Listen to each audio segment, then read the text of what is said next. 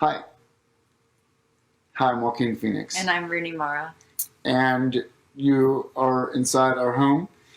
It feels a little bit awkward because we wish that we could be there in person. Really for me to meet for the first time and to acknowledge in person somebody that has been such an inspiration to me and to both of us, and I think to so many people out there. Our next honoree has made her life's mission to bring friendship and understanding to some of the most overlooked beings who also call this planet home. She's taught us how to be compassionate to all and has shared a kinder vision of the future that is attainable when we all work together. And she's brought us all with her on her mission to create a world where animals are respected, protected, and free. Dr. Jane Goodall. She's given us and animals the gift of hope, and for that we are forever grateful, truly. Let's take a look.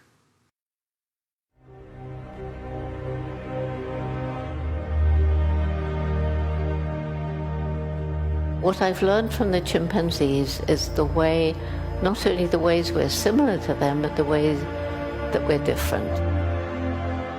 So here we are, this most intellectual species to ever walk the planet, and yet we're destroying our only home. How come? Is it because there's a disconnect between this clever brain and the human heart, which is love and compassion? For me, becoming a vegetarian was because of the cruelty. Next time I looked at a piece of meat on my plate, I thought, this symbolizes fear, pain, death. I don't want to eat that. We have to aim for equality. We can choose what kind of difference we make. If it's just you, it wouldn't make any difference, but it's not just you.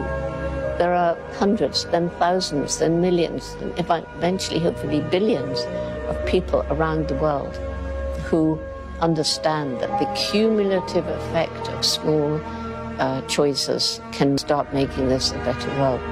And I think all of us here want to make an impact on the world and make a better future for animals and for our own species.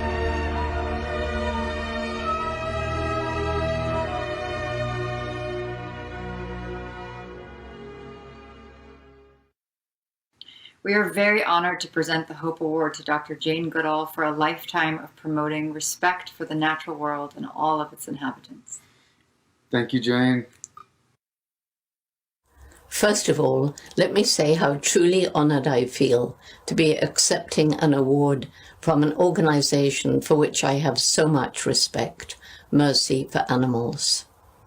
I suspect that most people taking part know that I've spent my life working with and for animals. I was born loving them and wanting to learn about them. And how amazing that things worked out in such a way that I was asked to try and learn about the behavior of wild chimpanzees, something no one had done. And this was lucky not only for me, but I truly believe for animals in general. Chimpanzees are our closest living relatives. We share 98.6% of the structure of our DNA with them. And there are all the behavioral similarities too. Yet, when I went to Cambridge University in the early 1960s, I was reprimanded by many of the professors for giving the chimpanzees names and talking about their personalities, minds capable of problem solving, and emotions such as happiness, sadness, anger, depression, grief, and so on. Fortunately, my dog, Rusty, had taught me otherwise when I was a child. And film shot by my husband documented the behaviors I was describing. And so eventually science came to admit that we are part of and not separate from the rest of the animal kingdom. Now we know that animals are sentient beings, and this includes farm animals. Hens and ducks and geese, cows and sheep and goats are all intelligent, sensitive beings, and by nature form close bonds with their offspring. Pigs are amazingly intelligent, quite as intelligent as dogs, more so than some. and all of them feel fear, despair, and pain. Zoonotic diseases that happen when a pathogen spills over from an animal to a human make up 75% of all new human diseases.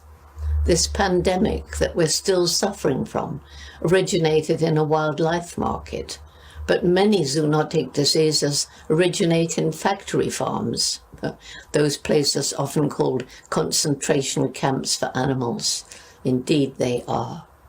And we must remember that every single one of these animals, whether in a wildlife market or a factory farm, has a personality and feels fear, despair, and pain. For many reasons, it's important that more and more people move towards a plant-based diet. It's good for the environment, for our health, and of course, especially for animals. So let me close by applauding the wonderful work performed by Mercy for Animals. You are doing so much to help those beings enslaved by the greed of industrial animal farming, the desire to produce ever cheaper meat, eggs, and milk. And let us all work together to end the immoral practice of factory farming.